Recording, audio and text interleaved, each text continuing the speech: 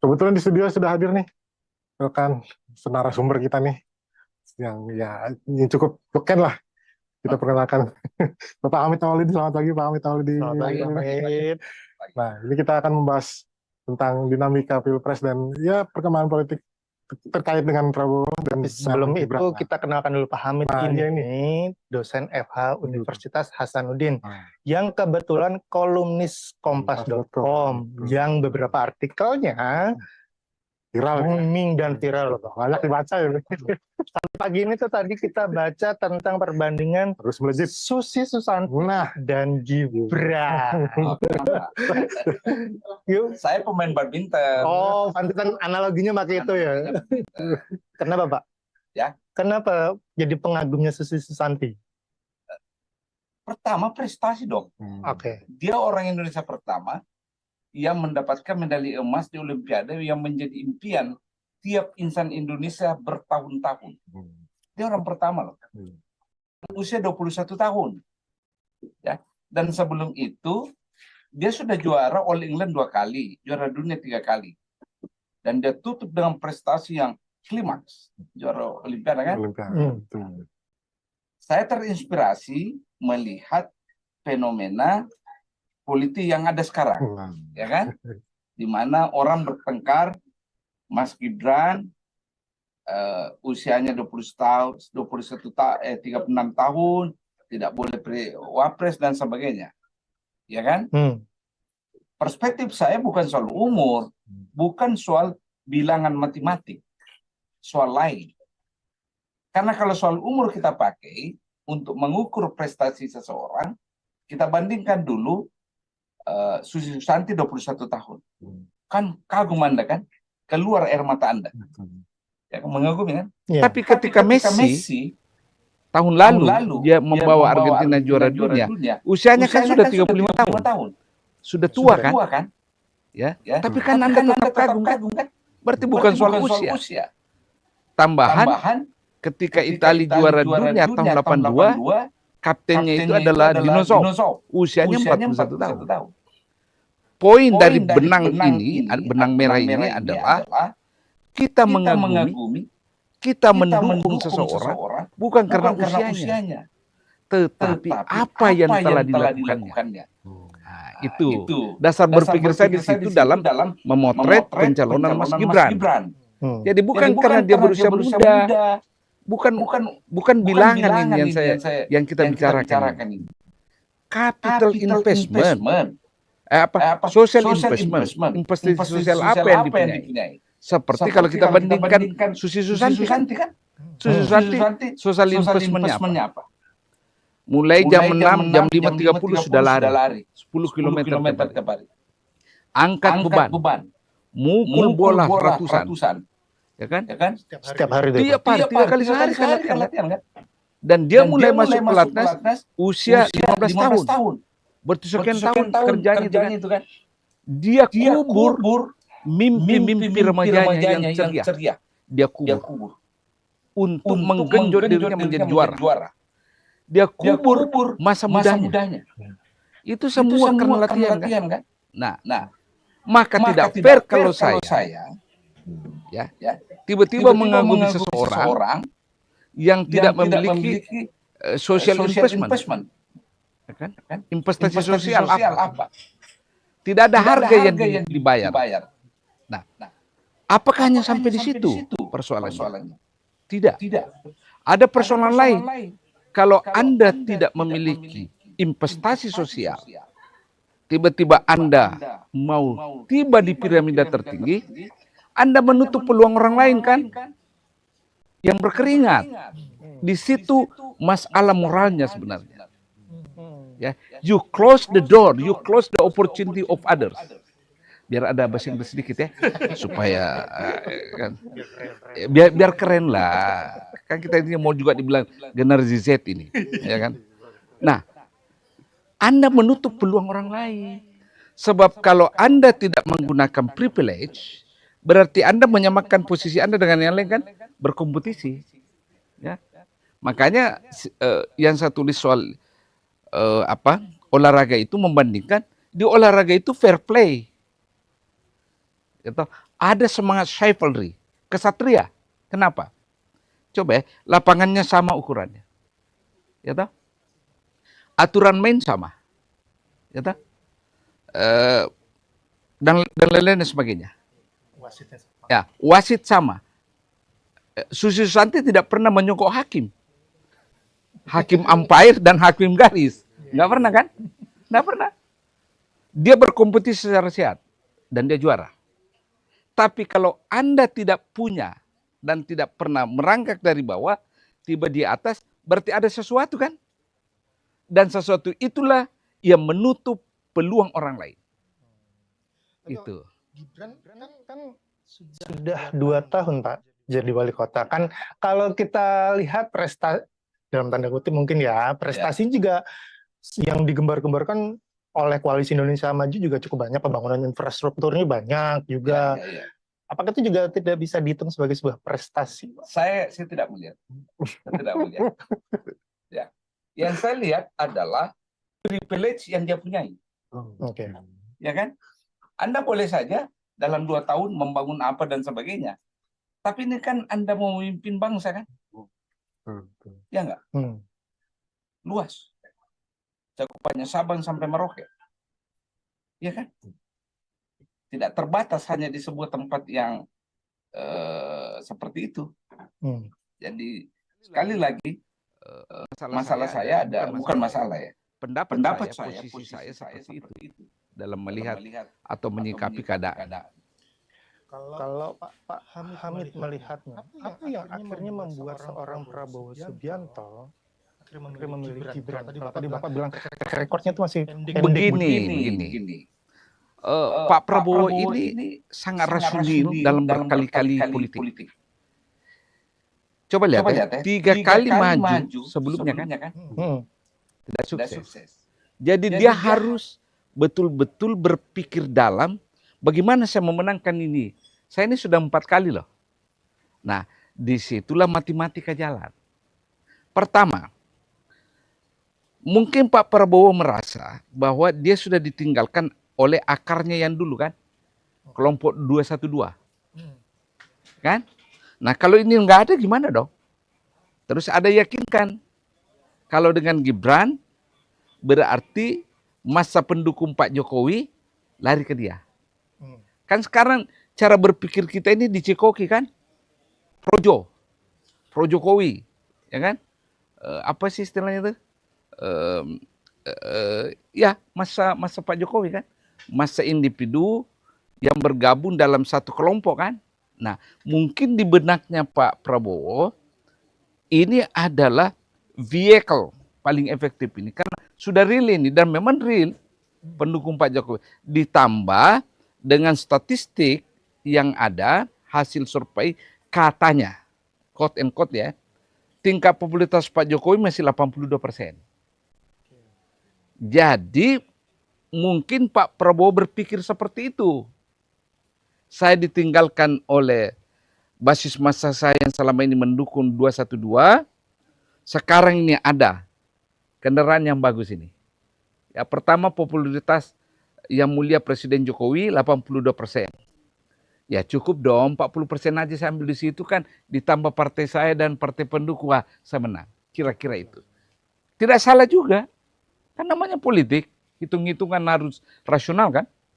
Itu mungkin. Ini asumsi saya. Bisa jadi saya salah ya.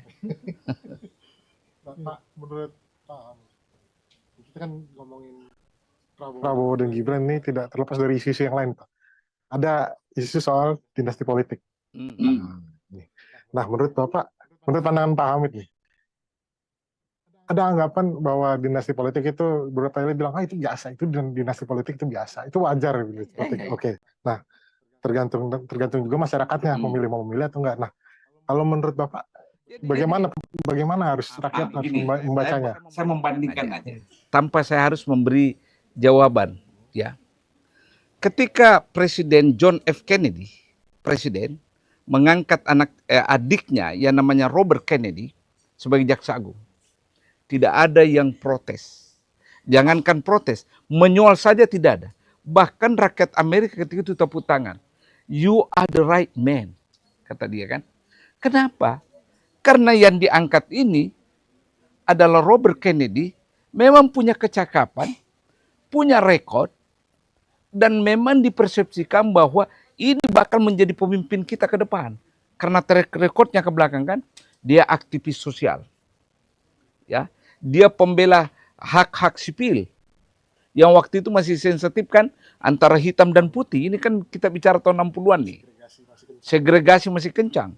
Tiba-tiba dia muncul Robert Kennedy sebagai anak muda yang memberi harapan. Itu dinasti loh. Tapi apa orang marah?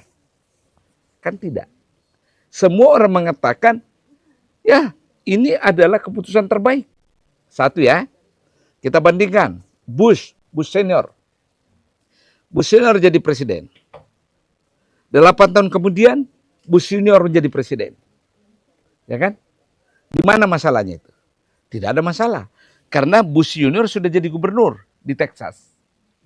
Ada pengalaman empirik ya yang dilakukannya. Dan yang pokok adalah Bush junior jadi presiden ya, bukan karena bapaknya presiden yang sedang menjabat sehingga dia mendapatkan privilege kekuasaan. Itu beda. Begitu juga Bongbong di Filipina. Dia menjadi presiden ya ketika sang ayah sudah tidak berkuasa selama lebih 30 tahun kan. Berarti tidak perlu ada yang dicurigai bahwa dia itu menggunakan privilege orang tuanya, menggunakan kekuasaan untuk dia berkuasa. Tidak ada kan? Nah itu. Nah dalam konteks ini saya mau ekspresikan ya kekecewaan saya pada ketua MK ini. Pak Anwar Usman ya. Suatu saat saya dengar, saya lihat di sosial media. Dia membandingkan bahwa apa yang masalah dengan soal usia. Nah, karena Pangeran Pateh dari kerajaan Ottoman menjadi raja itu waktu usia 17 tahun. Kesalahan terbesarnya adalah cara melihat persoalan. Pak Ketua MK lupa bahwa Ottoman itu kerajaan, bukan republik. Itu kan.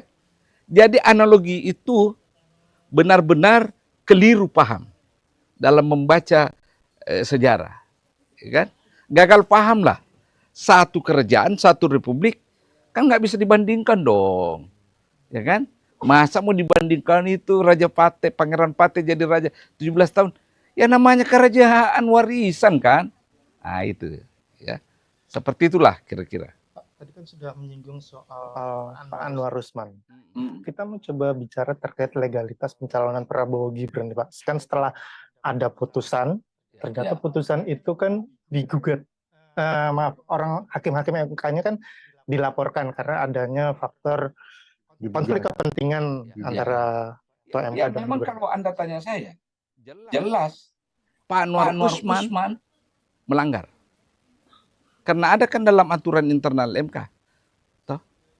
Jangankan aturan MK, itu ada game hukum mengatakan tidak boleh Anda menangani masalah hukum kalau Anda memiliki kaitan, ada hubungan kekeluargaan dengan orang yang berperkara kan. Jelas. Dan kalau kita lihat protesnya Saldi Isra kan itu antara lain yang dia soal kan. Bahwa ketika mengadili kasus sebelumnya, Anwar Usman tidak ada. Kok tiba-tiba the last minute muncul? Ya kan? Itu semua kan adalah petunjuk jelas bahwa ada konflik kepentingan di situ. Itu soal etika itu, konflik kepentingan.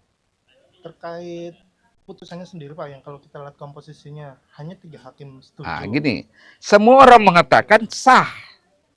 Ya, fine. Karena sudah diputuskan. Tapi coba lihat komposisi hakim ya. 3 mengatakan, kita mulai dulu yang dissenting opinion ya. 4 mengatakan tolak. 40 tahun mau diubah itu enggak benar. Gitu. Dissenting nih. 3 benar itu. Ya. Boleh nih, boleh. Kalau kita enggak turunkan 40 tahun ya, enggak usah ya. Tapi kita tambahin kriteria lain kan. Yakni pernah menduduki atau sedang menduduki jabatan kepala daerah. Ini 3 ya. Berarti 4-3 nih. Tapi ada 2 hakim lain. Dia setuju dengan yang 3 tadi. Wah, benar kamu. Namun, yang saya maksudkan kepala daerah itu eksplisit adalah gubernur. Bukan wali kota. Ya kan? Kalau gubernur, berarti tidak memenuhi persyaratan untuk Mas Gibran kan? Ya. Ya dong? Ya. Nah, kalau kita lihat, gabung 2 dan 4 yang disentuh itu kan jadi 6. Hanya 3 yang menyetujui kan? Berarti mestinya Gibran tidak lolos. Kalau Anda mau lihat ini. Mestinya tidak lolos. Iya dong. Kan harus vote. Berdasarkan, ingat di sistem peradilan kita itu kan pemungutan suara kan? Kepada hakim. Beda kalau sistem Anglo-Saxon. Juri itu harus unanimous. Baru bisa reaching the verdict. Harus bulat kan? Itulah sebabnya ada yang disebut hang jury. Kalau ndak bisa unanimous, diulangi tuh trialnya dengan juri yang berbeda. Ya kan? Kita ini sistem vote. Ya kan? Dengan alur cerita yang saya katakan tadi, kalau kita voting, mestinya 6-3. Mestinya ya. Nah. Sudah jelas ya tuh Pak ya?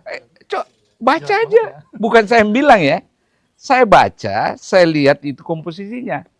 2, 4 dissenting, 3 yes, 2 setuju kepada yang 3, namun yang dimaksud kepala daerah itu gubernur. Ya kan? Ya dong. Terus tentu Anda tanya saya, apa solusinya? Waduh, ini kan sudah diputuskan ya. Tapi kalau ada warga negara yang merasa hak konstitusionalnya terganggu ini, maka ketika KPU kelak meng-SK-kan ini pencalonan, maka dia bisa bawa ke Mahkamah Agung. Pada saat pencalonannya ya Pak ya? Ya, enggak, setelah di-SK-kan kan? SK pencalonan. Ya, SK pencalonan itu yang dibawa ke MAU untuk diuji. Ya kan? Nah itu. Kalau ada yang mau. Ya, posisi saya tidak akan lakukan itu karena saya tidak ada keterkaitan konstitusionalitas saya ya. Nah. Ya gimana Mas Arya? Persoalan ini nanti mempengaruhi nggak Pak legalitasnya? Gibran kan sekarang lagi mau daftar nih ke KPU. Nanti polemik ini bisa mengganggu, bisa mempengaruhi? Pertama, tergantung KPU. Kalau KPU-nya independen, jernih, maka dia sangat kritis menyikapi ini situasi. Ya kan? Tapi kalau KPU-nya kolaboratif, ya mungkin tidak ada masalah, lolos saja. Saya pernah mengalami persoalan dilema 20 tahun yang lalu ketika Gus Dur maju kan. Ingat, maju kedua kalinya di pandangan KPU bahwa ini tidak bisa dan beliau tidak diloloskan. Gitu loh. Pamit, kita hold sebentar. Oke. Karena kita mau terhubung dengan rekan kita yang ada di Indonesia Arena untuk mendengarkan pidato politik dari Prabowo Subianto. Oke. Pidato yang biasa. keempat kalinya sebagai Capres. ya. Oh enggak, 3 kali Capres, Capres. satu Cawapres Prabowo sama Bu Mega ya. Berarti sudah melewati 3-4 kali pilpres ini ya. Apa aja tadi Mas yang disampaikan? Nah ini Prabowo tuh berapi-api ya pidatonya. Tapi hal-hal yang dia singgung ya tetap ingin Indonesia maju, minta mandat rakyat Indonesia supaya Indonesia bisa bangkit dari kemiskinan, Indonesia bebas dari kelaparan, bebas dari kekurangan gizi, anak-anaknya hebat, kuat, tumbuh kuat. Indonesia punya kekayaan yang bisa dipergunakan sebesar-besarnya untuk rakyat gitu. Nah, itu kan sepertinya nggak jauh berbeda dari visi sebelumnya ya. Sedikit deja vu dengan pilpres sebelumnya sepertinya. Betul. Itu namanya konsisten. Betul. Kalau dari Gibran gimana nih? Dari Gibran tadi kita mau sedikit meng-highlight ada Jadi Gibran ini men-spill kalau kata anak milenial sekarang itu beberapa program yang katanya mau dibawa kalau seandainya nanti terpilih jadi capres dan cawapres. Salah satunya dana abadi pesantren. Lalu ada yang namanya kredit Mekar, terus ada lagi kredit startup milenial, ada pula kredit untuk KIS lansia. KIS itu Kartu Indonesia Sehat ya, khusus untuk lansia. Terus kredit untuk anak yang katanya untuk mengatasi persoalan anak-anak stunting. Kartu Indonesia Anak. Yang terakhir itu ada lagi untuk hilirisasi industri, ekonomi hijau, dan energi hijau yang berkelanjutan. Masih sama dengan program-program Pak Jokowi. Hampir sama dengan program Pak Jokowi. Apa yang salah dengan itu? Enggak ada yang salah, Pak.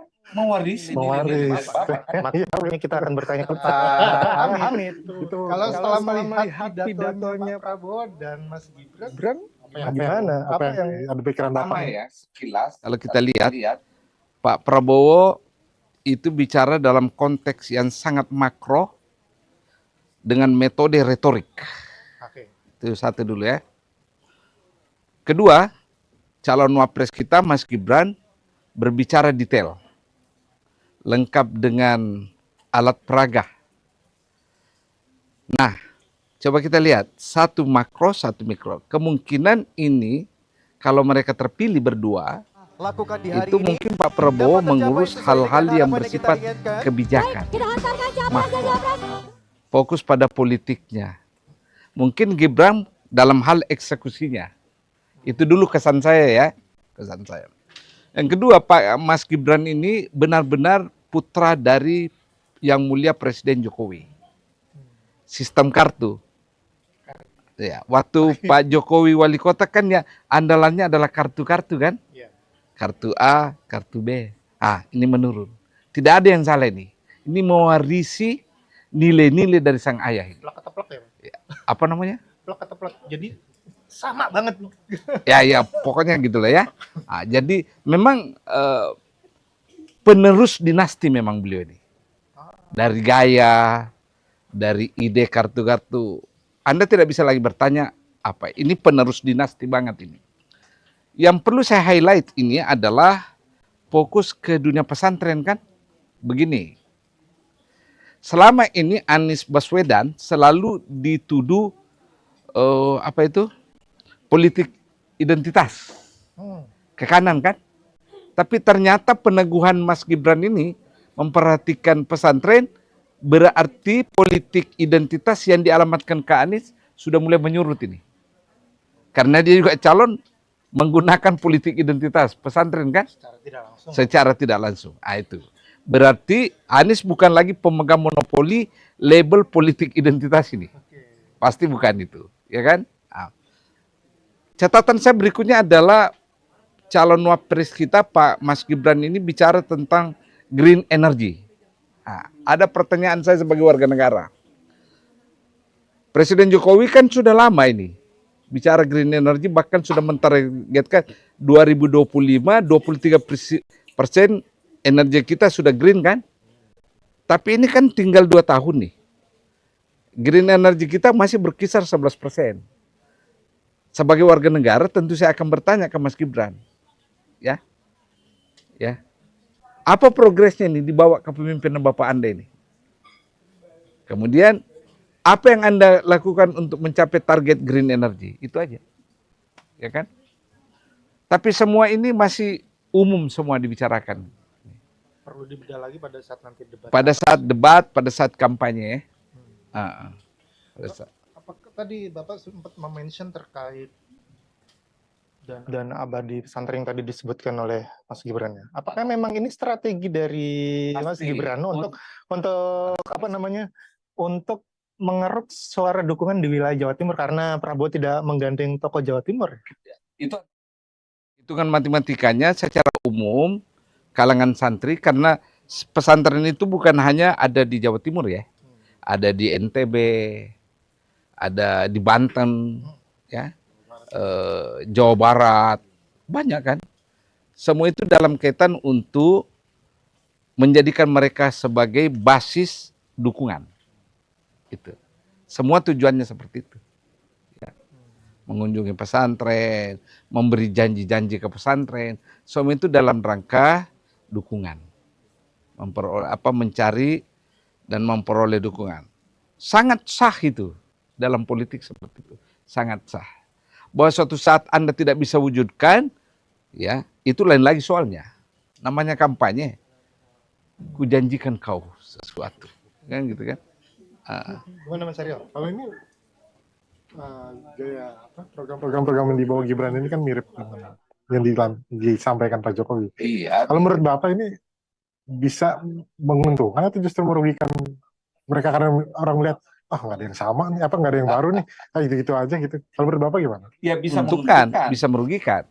Kalau pada saat pemilu ini orang dukungan orang, persepsi orang ke Pak Jokowi menurun, maka itu membawa dampak negatif.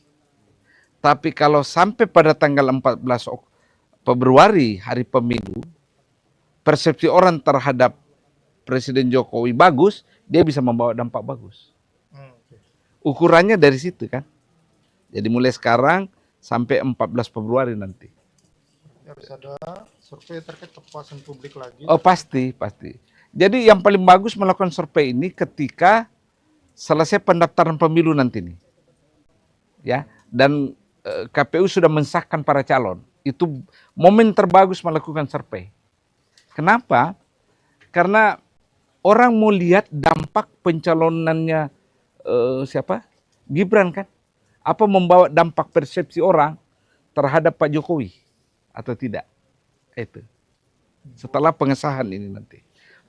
Anda bisa lakukan survei itu. Karena di situ momen terbagus.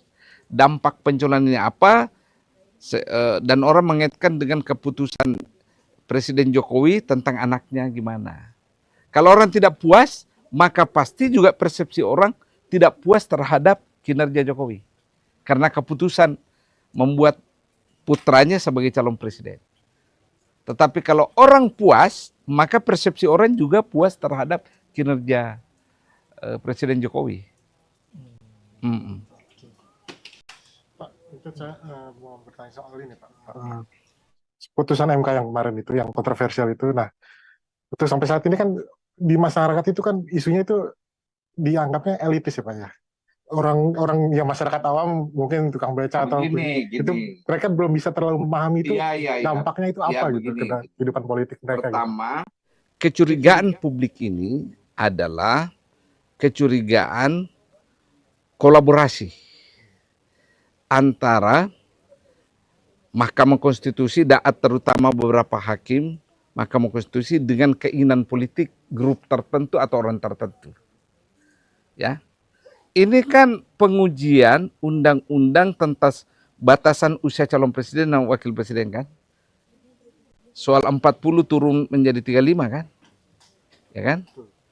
Loh kok pas banget dengan umurnya Gibran.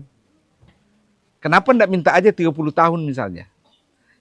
Itu menimbulkan persangkaan dan kecurigaan dari publik. Ini pasti ada titik taut ini untuk menggolkan Gibran kan soal usia. Yang kedua, dalam arah putusannya menambahkan frasa kalau tidak diturunkan 40 tahun oke, tetapi punya pengalaman atau sedang menjabat menjadi kepala daerah. Lagi-lagi ya, erat kaitannya dengan Mas Gibran karena beliau adalah wali kota. Maka bertambah lagi kecurigaan publik, ada apa sebenarnya ini? Ini by design atau apa? Yang pasti keinginan politik itu by design, sistematis kan? Kalau Anda tanya saya sistematikanya di mana ya, lihat beberapa tahun yang lalu ada keinginan bahkan kepala desa dimobilisasi melakukan kebulatan tekad ya untuk mengubah konstitusi, menambah masa jabatan presiden menjadi 3 periode. Tapi mengalami resistensi dari partai politik besar kan? Waktu itu para parpol besar masing-masing punya calon kan? Dan sudah siap. Ditolak.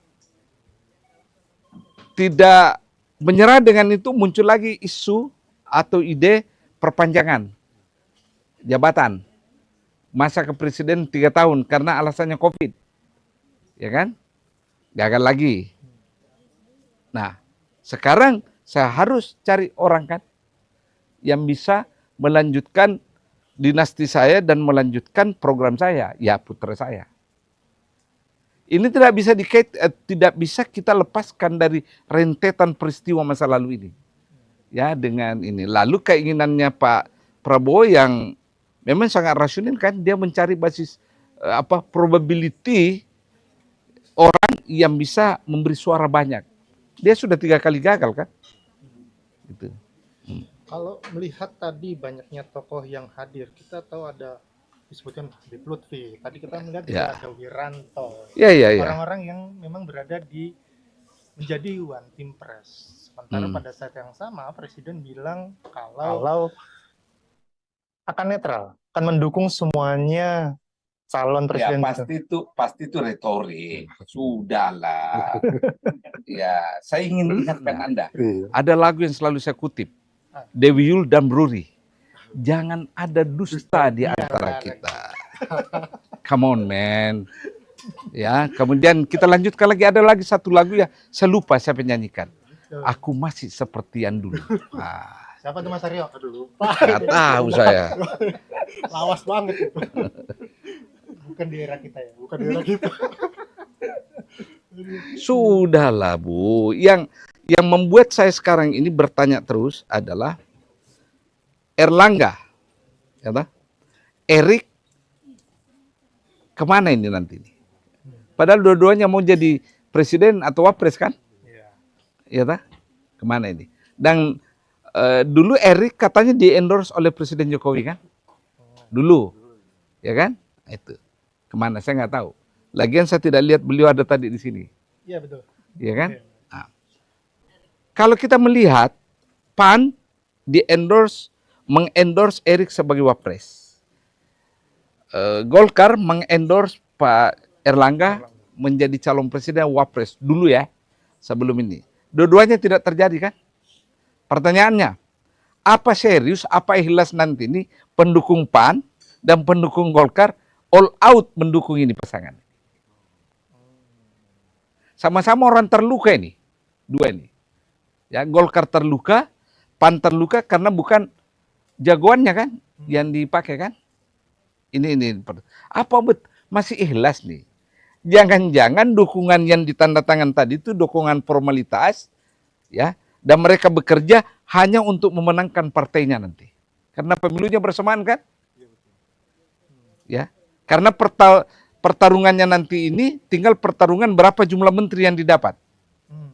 Bukan lagi pertarungan mau wapres kan? Finish dari kelompok ini kan. Jadi pertarungannya menjadi menteri itu ditentukan berapa perolehan kursinya di DPR nanti. Dengan demikian, kedua partai yang saya katakan tadi itu, PAN dengan Golkar yang terluka parah ini, dia hanya fokus bagaimana memenangkan partainya, bagaimana memperbanyak suara dan kursi di DPR. Sehingga kursinya di kabinet nanti juga banyak. Ya kan? Ini yang bakal terjadi nih. Kalau bicara Golkar kan sampai sekarang kan Gibran kita tahu masih jadi kadernya PDIP Pak. Walaupun kita dapat informasi kalau Gibran itu katanya mau bergabung ke Golkar. Mau nyebrang nih Pak, mau nyebrang kapalnya nih Pak. Oh, di politik kita ini, tahu nggak? Nanti tahun berapa ini Olimpiade mendatang? 2000. 2002 tahun depan ya? Tahun depan ya, tahun depan.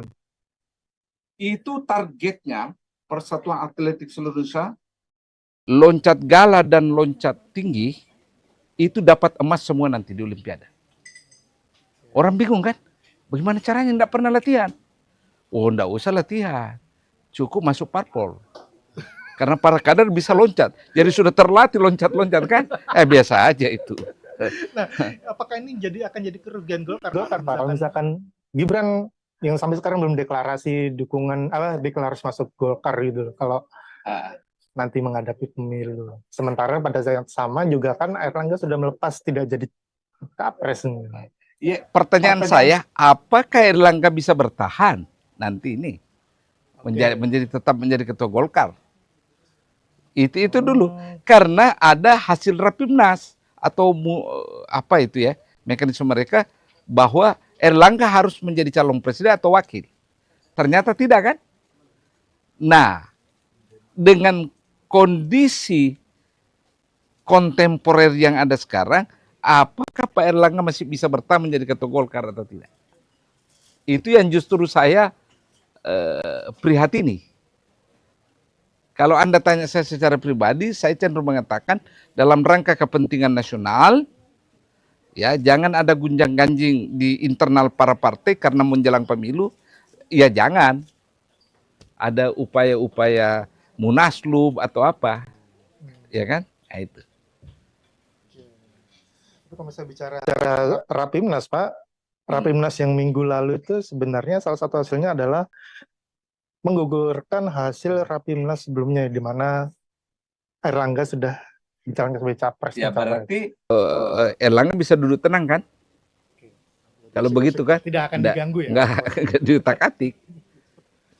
Karena dia tidak melanggar kan?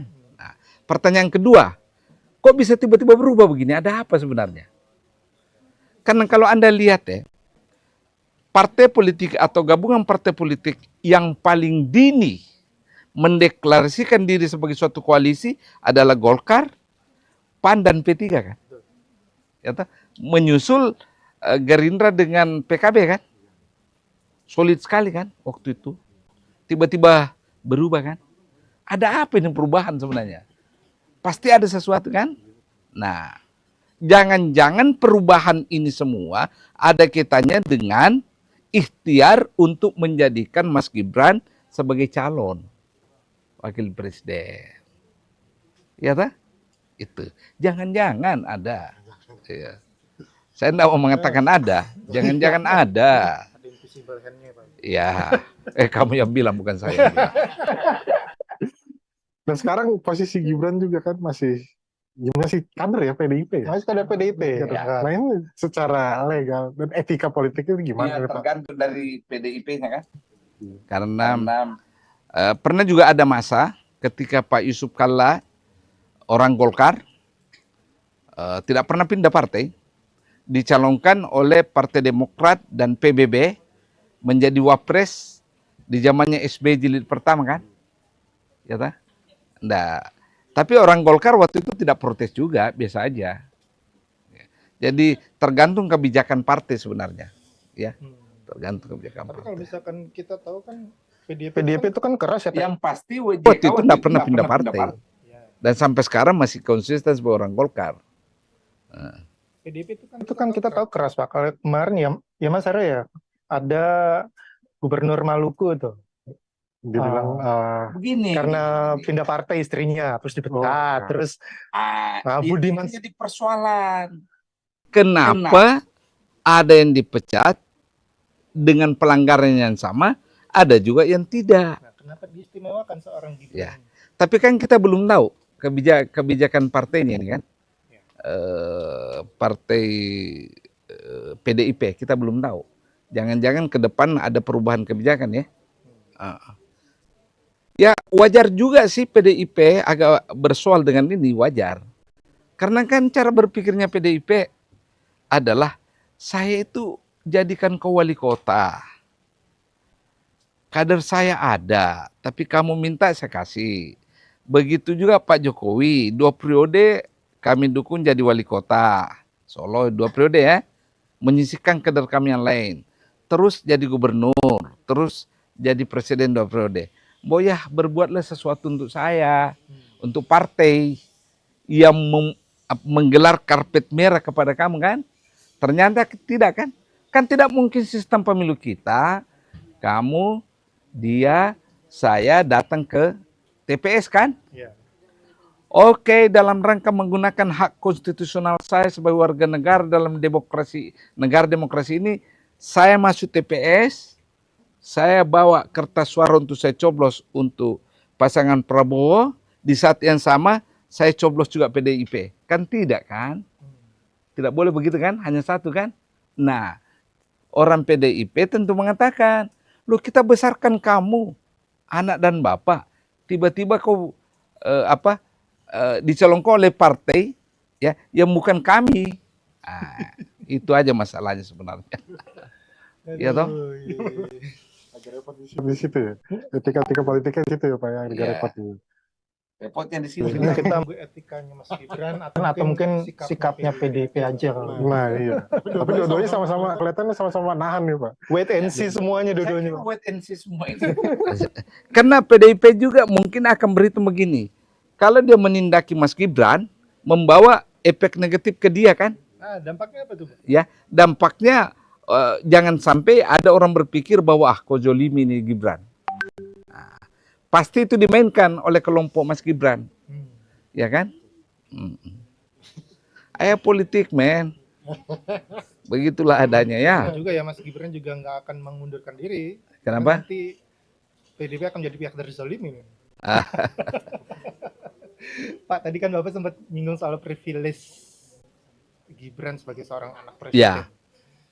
Apa kira-kira yang akan didapatkan oleh Gibran ketika nanti dia pada masa kampanye ya Pak ya, dengan privilege-nya itu? Pertama, orang tentu tidak bisa pisahkan dia dengan Presiden Jokowi kan? Oke. Itu dulu. Soal persepsi. Ya kan? Itu soal persepsi. Kenapa ini selalu bergandengan? Karena Mas Gibran ini belum pernah ada pengalaman empirik berjalan sendiri kan? Selalu attach ke nama besar bapaknya. Contohnya Pak? Ya, Contohnya? ya contohnya sekarang kan, ya kan, dia bypass baik dari partai maupun langsung menjadi calon wapres kan? Itu contoh. Anda bisa lepaskan dari pengaruh bapak ini? Saya tanya Anda. Saya tidak bisa menyimpulkan itu. Beda kalau dari dulu dia memang aktivis partai. Beda banget itu. Ya, saya kasih contoh lah yang ringan ya. Mbak Puan misalnya. Anda mau suka atau tidak suka Mbak Puan, tapi faktanya Mbak Puan itu berjuang di partainya sejak dari dulu sampai sekarang kan menemani ibu kan. Jejaknya ada di situ, jadi orang tidak terlampau marah, tidak terlampau reaktif kalau itu. Tapi Mas Gibran, orang bereaksinya pertama, ya, jejak Anda di partai itu di mana ini? Tiba-tiba ke atas kan. Berarti Anda bypass. Bypass inilah yang mengganggu orang. Kenapa Anda bypass? Bukan karena tiba-tiba Anda juara Olimpiade sehingga Anda atau menerima Nobel misalnya. Ya, kalau Anda menerima Nobel atau juara Olimpiade, mungkin ada orang mengatakan bahwa memang tidak perlu dia melewati anak tangga ini. Ya? Kan tidak. Tiba-tiba Anda bypass, tiba di puncak, berarti banyak orang yang Anda lewati kan? Peluang orang ini tertutup karena Anda ini. Nah, itu. Masalahnya di situ, Bu. Ya kan? Ini terakhir nih Pak, di pemilu ini kan ya kita sebagai rakyat yang punya hak pilih ya Pak. Menurut Bapak, pesan dari Bapak untuk rakyat ini apa yang harus siap, bagaimana cara memilih pemimpin yang sesuai dengan, supaya menghasilkan pemilu yang berkualitas dan pemimpin yang berkualitas juga sesuai dengan harapan rakyat gitu loh. Pertama, apapun kita himbau masyarakat untuk menggunakan hak pilihnya, kalau kita tahta kekuasaan masih ikut campur, nggak bisa. Karena itu harapan saya, pemilihan umum ini ya betul-betul berjalan sesuai dengan mekanisme hukum.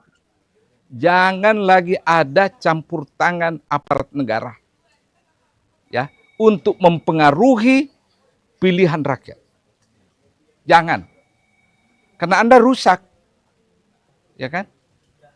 Kedua, masyarakat memang harus diberi kesempatan untuk memahami program-program yang dilempar oleh ketiga calon ini nanti. 3 pasangan calon ini. Kita harus memberdayakan masyarakat, kita harus membuka peluang agar masyarakat memahami keinginan ketiga pasangan calon ini. Ya kan? Supaya kita tahu bahwa mandat yang kita berikan ini itu tujuannya adalah A, B, C, D. Tapi buat saya itu kedua. Yang pertama, jangan hak tiap warga negara itu dipasung oleh tita tahta kekuasaan. Membelokkan keinginan, memaksakan kehendak dengan berbagai cerita ya. Misalnya keterlibatan aparat A, aparat B di desa, menggunakan stelsel apa, biarkan. Termasuk jangan menggunakan ayat-ayat agama, termasuk itu. Ya, mengintimidasi psikologi warga negara untuk mendukung. Jangan libatkan surga dan neraka di sini. Ya kan? Karena itu tidak sehat.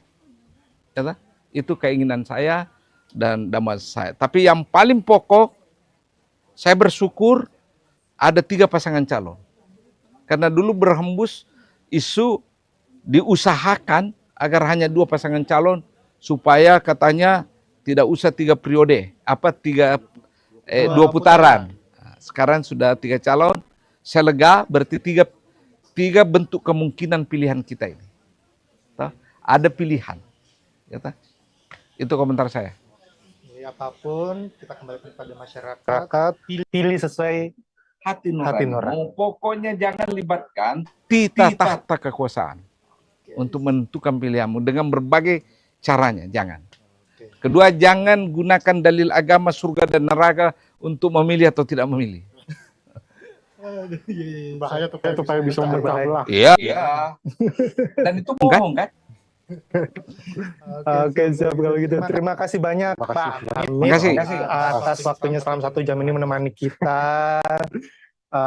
Sekarang kita akan beralih ke rekan kita di lapangan di Taman Suropati ya, laporan lapangan ya. Oh iya. Terima kasih banyak Pak Amit. terima kasih banyak Pak Amit.